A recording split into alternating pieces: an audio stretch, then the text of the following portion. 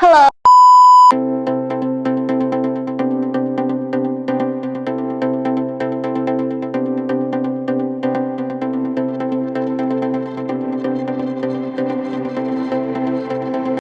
Melati kuntum tumbuh melata, sayang merbah di pohon cemara. Assalamualaikum, mulanya kata. Saya sembah pembuka bicara. Kami daripada kumpulan 3 akan membentangkan bab 6 iaitu kesan pentadbiran barat terhadap ekonomi dan sosial. 6.1 Pengenalan ekonomi moden oleh kuasa barat di negara kita.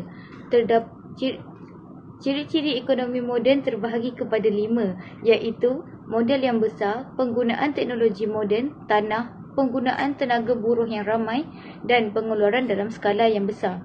Yang pertama sekali, modal. Pembangunan ekonomi moden memerlukan pelaburan modal yang besar dari luar negara dan modal tempatan. Modal yang besar diperlukan untuk mempertingkatkan proses pengeluaran dalam sektor perlombongan dan pertanian supaya dapat memberikan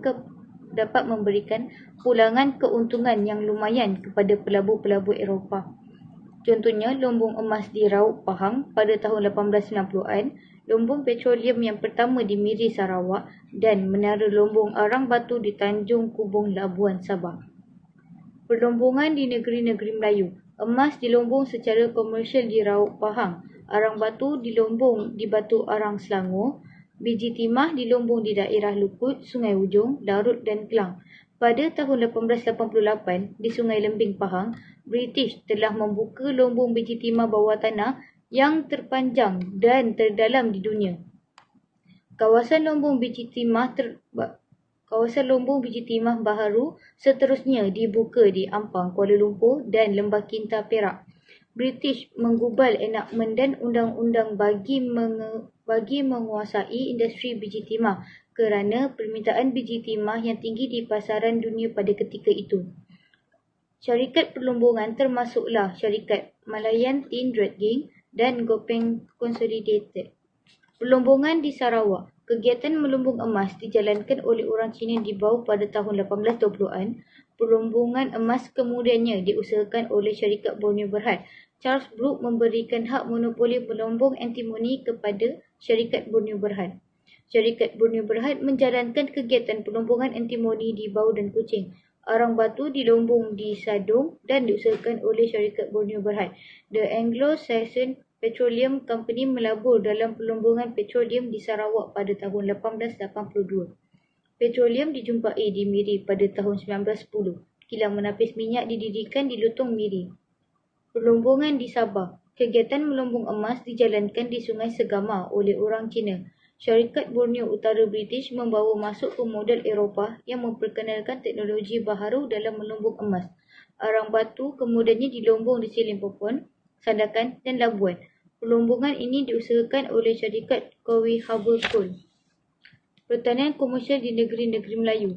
Penanaman untuk tujuan ekspor di Pulau Pinang dan Singapura adalah antaranya lada hitam, buah pala dan cengkeh. Di seberang Perai dan Perak, pengusaha di negeri-negeri Selat menanam modal dalam penanaman tebu. Pada tahun 1830-an, seberang Perai terkenal sebagai pusat pengeluaran gula yang utama di negara kita. Ladang kopi dibuka oleh pemodal di Perak, Selangor, Negeri Sembilan dan Johor. Kopi menjadi tanaman ekspor menjelang tahun 1880-an. Pada tahun 1917, pemodal Perancis menanam kelapa sawit secara komersial di Kuala Selangor. Kelapa sawit kemudiannya ditanam secara meluas di Johor dan Perak. Menjelang tahun 1920-an, kelapa sawit mula diekspor. Di Melaka, Negeri Sembilan dan Selangor, ubi kayu ditanam. Tanaman teh pula diusahakan di Cameron Highlands, Pahang.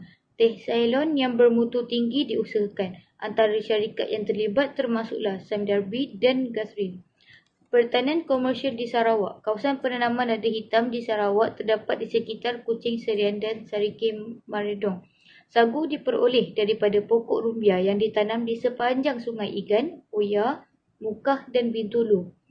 Pertanian komersial di Sabah, syarikat Borneo Utara British melakukan pelaburan dalam penanaman tembakau. Tanaman ini diusahakan di Pulau Banggi, Teluk Marudu, Sungai Labuk, Sugut, Segama, Kinabatangan, Lahad Datu, Tawau dan Sandakan. Tembakau mendapat pasaran yang baik di Eropah. Antara syarikat yang terlibat termasuklah London Borneo Tobacco Company. Penanaman getah.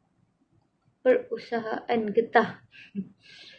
Pelabur Eropah melabur dalam industri getah di tanah Melayu. Antaranya ialah Guthrie, Sam Darby, United Plantations, Harrisons and Crossfire dan Bosted Battery Estate. Mereka banyak melabur dalam pembukaan ladang getah di Perak, Selangor, Negeri Sembilan dan Johor. Perusahaan getah di Sarawak, dinasti Brooke tidak menggalakkan pembukaan ladang getah oleh syarikat asing bagi melindungi ekonomi penduduk tempatan daripada dieksploitasi oleh kapitalis barat. Syarikat ini menanam modal dalam perladangan getah di Dahan, Bidi dan Sungai Samarahan. Oleh itu, syarikat Borneo Berhad sahaja diberikan kebenaran mengusahakan tanaman getah. Getah mula menjadi tanaman ekspor Sarawak pada tahun 1910. Perusahaan getah di Sabah pula, getah ditanam di Taman Percubaan Kerajaan di Sandakan pada tahun 1882. Syarikat Borneo Utara British melabur modal dalam penanaman getah yang ditanam di Bongaya, Sungai Labuk.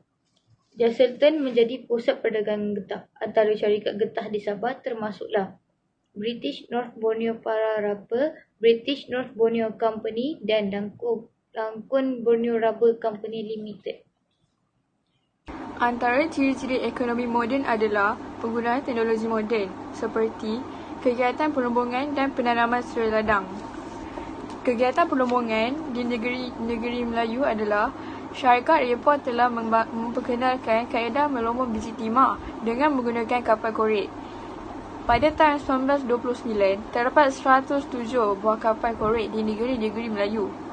Kesemuanya milik syarikat Eropah seperti Pahang Consolidated, Pak Company Limited, Syarikat Maliantin Rigging dan Gopeng Consolidated. Syarikat tersebut memperkenalkan teknologi kapal korek dan perlombongan hidrolik. Pahang Consolidated Company Limited memperkenalkan kaedah perlombongan biji timah di bawah tanah dengan membina terowong di Sungai Lembing Pahang. Di lombong ini, mesin teknologi jumbo drilling digunakan untuk memecahkan batuan yang mempunyai biji timah. Di Sarawak pula, antimoni di lombong dibawa oleh syarikat Borneo dengan menggunakan kaedah moden. Kilang melebut antimoni didirikan di Bau dan Kuching. Antimoni dipasarkan ke Singapura. Di Sabah pula, terowong Tanjung Kubong, Labuan pernah menjadi tapak aktiviti perlombongan arang batu pada tahun 1849 hingga 1911. Bagi aspek pertanian di negeri-negeri Melayu pula, H.N. Ridley dilantik sebagai pengarah Taman Botanika Singapura. Pada tahun 1897, beliau memperkenalkan teknik sistem terahan tulang ikan kering. Teknik ini mampu memanjangkan hayat pokok getah. Beliau juga memperkenalkan teknik membungkus anak-anak pokok getah di dalam arang yang lembap. Teknik ini membolehkan anak-anak pokok getah diangkut ke tempat yang jauh bagi membolehkan pembukaan ladang getah.